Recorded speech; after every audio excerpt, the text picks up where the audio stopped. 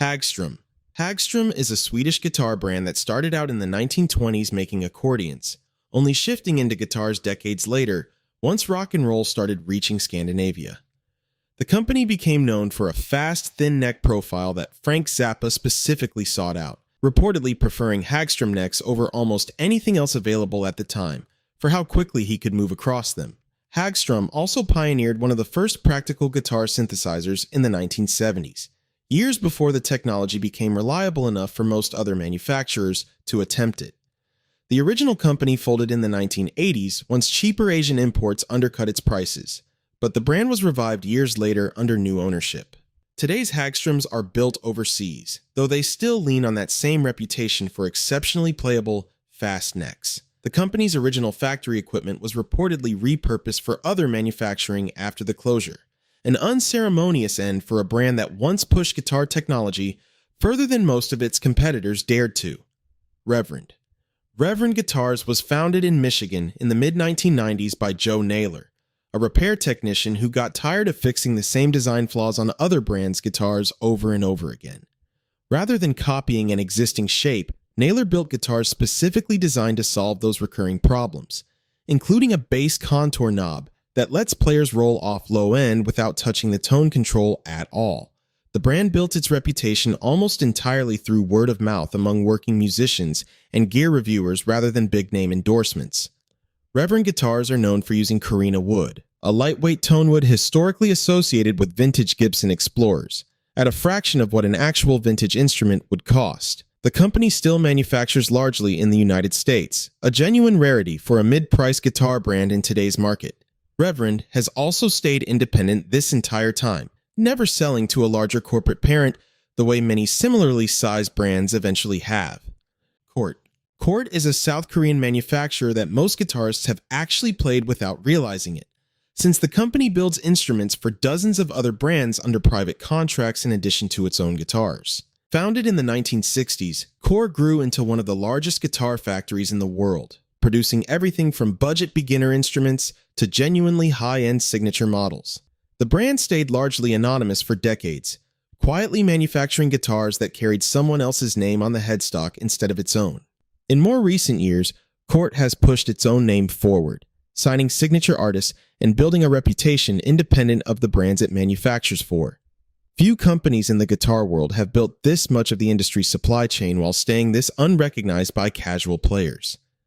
Some estimates suggest Cort has manufactured guitars for more than 40 different brands at various points, an almost invisible footprint across an entire industry. Carvin. Carvin built its entire business model around selling directly to musicians through mail order, skipping traditional guitar shops entirely at a time when that was almost unheard of in the industry. Founded in the 1940s, the California-based company let customers customize nearly every spec of their guitar by phone or catalog order, decades before build-your-own guitar websites existed anywhere else. Because there was no retail markup involved, Carvin Guitars offered custom shop-level specs at prices closer to mass-market instruments. The brand eventually rebranded entirely as Kiesel Guitars in 2015, splitting off the amplifier and pro audio side of the business under the Carvin name while the guitar side moved forward under a new identity. Longtime fans still debate whether the rebrand changed anything more than just the logo on the headstock. The direct-to-consumer model Carvin pioneered decades ago has since become common practice across the entire guitar industry, adopted by brands that never acknowledge where the idea actually started. G&L. G&L stands for George and Leo, named after George Fullerton and Leo Fender, the same Leo Fender who had already built and sold two other guitar companies by the time G&L was founded in 1980. Leo considered G&L's designs to be his most refined work, reportedly telling people privately that these were the best guitars he'd ever built, better even than the Stratocasters and Telecasters that made him famous decades earlier. Because Leo had sold the rights to his own name after leaving Fender, G&L guitars couldn't legally use Fender anywhere in their branding, despite being designed by the same person. The company still operates today, largely staffed by musicians and builders who worked directly alongside Leo before his death in 1991. It remains one of the guitar world's quieter ironies that Leo Fender's most personally favored designs carry a name almost nobody outside serious guitar circles recognizes: Leo worked at the G&L factory almost daily until shortly before his death, reportedly still tinkering with pickup designs well into his 80s. Washburn. Washburn traces its roots back to 1883, making it one of the oldest continuously operating instrument brands in the United States, predating even some of the biggest names in the industry today.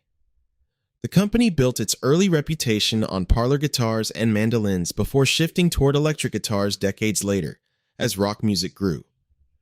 Washburn became closely associated with 80s and 90s rock through endorsements from players like Nuno Bettencourt, whose signature NF4 model became one of the brand's most recognizable instruments. The company has changed ownership multiple times over the decades, at one point being sold alongside several other instrument brands as part of a larger corporate portfolio. Despite over a century of history, Washburn rarely gets mentioned in the same breath as Fender or Gibson, even though its catalog runs just as deep. The brand's parlor guitars from the late 1800s are still sought after by collectors today, valued specifically for a delicate, intimate tone modern full-sized acoustics rarely reproduce. Guild. Guild was founded in New York City in 1952 by former Epiphone employees and a music store owner, at a time when many skilled Epiphone workers were leaving the company amid labor disputes. The brand quickly built a reputation for high-quality archtops and acoustics, competing directly with the Gibson and Martin for the same jazz and folk musicians. Richie Havens famously played a Guild during his legendary opening set at Woodstock in 1969, cementing the brand's association with the folk revival of that era. Guild has changed hands numerous times since then, at one point being owned by Fender before later being sold off again to new ownership. Despite the instability in ownership, the brand's reputation for acoustic tone quality has remained remarkably consistent across every era of the company's history. Guild's 12-string models in particular developed a cult following among folk musicians, prized for a fuller, richer low end than many competing 12-strings of the same period. BC Rich. BC Rich became instantly recognizable through its aggressive, angular body shapes, including the Mockingbird and Warlock designs that looked unlike anything else on the market when they were introduced in the 1970s. Founder Bernardo Chavez Rico originally built classical and flamenco guitars before shifting entirely toward these extreme electric shapes that would come to define much of glam and thrash metal visually. The designs were so unusual that BC Rich guitars became as much a visual statement as a musical instrument, showing up constantly in music videos throughout the 80s, specifically for how they looked on camera. Kerry King of Slayer became one of the brand's most enduring endorsers, sticking with BC Rich's sharp-edged designs for decades after many of his peers moved on to other brands. The shapes remain so specific to one era of metal that they instantly date any photo they appear in. Some of the original 1970s Neil Moser-built BC Rich guitars now sell for far more than most modern custom shop instruments, prized specifically for construction quality that later mass-produced versions never quite matched. Dean. Dean Guitars built its identity around oversized pointed headstocks and V-shaped bodies, clearly inspired by Gibson's original Flying V design from the 1950s, pushed even further into exaggerated territory. Founded in 1976, the company aimed squarely at the same aggressive rock and metal audience that brands like BC Rich were courting around the same time. Dean's fortunes changed dramatically once Dimebag Darrell of Pantera adopted the brand, eventually developing his own extreme signature models, covered in razor-sharp points and unconventional finishes. After Dimebag's death in 2004, Dean continued producing tribute models in his honor, turning grief within the metal community into an ongoing product line that fans still buy specifically to honor his memory. Some of these tribute guitars replicate Dimebag's exact stage-worn finishes down to the smallest scratch, a level of detail rarely seen in signature model production. Peavey. Peavey is better known among most musicians for its amplifiers and PA systems than its guitars, despite building instruments continuously since the 1970s out of its Mississippi factory. Founder Hartley Peavey started the company in his parents' basement, eventually growing it into one of the few American manufacturers to build guitars, amps, and audio equipment entirely under one roof. The Peavey EVH Wolfgang, developed directly with Eddie Van Halen, became one of the brand's most significant guitar releases, built to Van Halen's exact specifications after his long working relationship with Peavey's amplifier division. Because guitarists tend to think of Peavey as an amp company first, the brand's guitar output often gets overlooked entirely, despite decades of steady, well-regarded production. Schecter. Schecter started out in the 1970s not as a guitar brand at all, but as a parts supplier, building replacement necks and bodies for musicians looking to upgrade their existing Fenders and Gibsons. The company didn't build complete guitars under its own name until years later, once demand for its individual parts made the shift an obvious next step. Schecter became especially associated with modern metal and hard rock, building relationships with bands like Avenged Sevenfold and offering some of the most aggressive, high-output pickup configurations in the industry.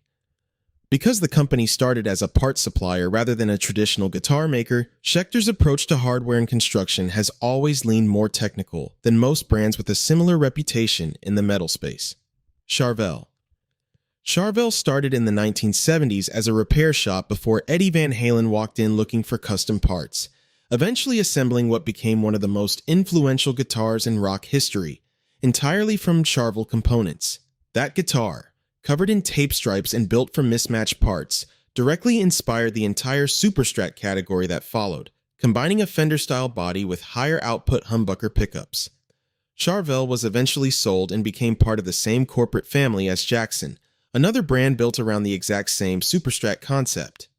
The brand's early custom shop work essentially created an entire subgenre of guitar design out of one repair shop's willingness to build whatever a customer asked for, regardless of what the rulebook said a guitar was supposed to look like. Jackson. Jackson guitars grew directly out of the same shop as Charvel, built around a sharp, pointed headstock and body shape originally designed for Randy Rhoads, guitarist for Ozzy Osbourne, who wanted something more extreme than anything on the market at the time. That original Rhoads model, with its severe angles and offset V-shape, became one of the most copied guitar silhouettes in metal history. Jackson leaned hard into neck-through construction, extending the neckwood all the way through the body for maximum sustain, a technique less common on more traditional bolt-on designs. The brand became inseparable from 80s and 90s metal specifically because of how closely its visual identity mirrored the genre's aggressive aesthetic, arguably more than any other brand of that era managed to achieve. Ernie Ball Music Man. Music Man was founded in the 1970s by former Fender employees, including Tom Walker and Forrest White, who left to build guitars using some of the design philosophy they'd developed during their years at Fender. Leo Fender himself was actually involved with the company early on, working behind the scenes before eventually founding G&L separately. Ernie Ball, the string manufacturer, later purchased Music Man entirely, folding it into his existing business and giving the brand access to serious manufacturing resources it hadn't had before. The company became closely associated with guitarist John Petrucci of Dream Theater, whose signature model became one of the best-selling high-end guitars of the modern era. Music Man's guitars are built almost entirely in California, a detail the brand leans on heavily given how much of the industry has moved manufacturing overseas. Ovation. Ovation guitars replaced the traditional wooden bowl back with a molded fiberglass composite shell, giving the instrument a rounded, almost futuristic shape unlike any other acoustic guitar on the market.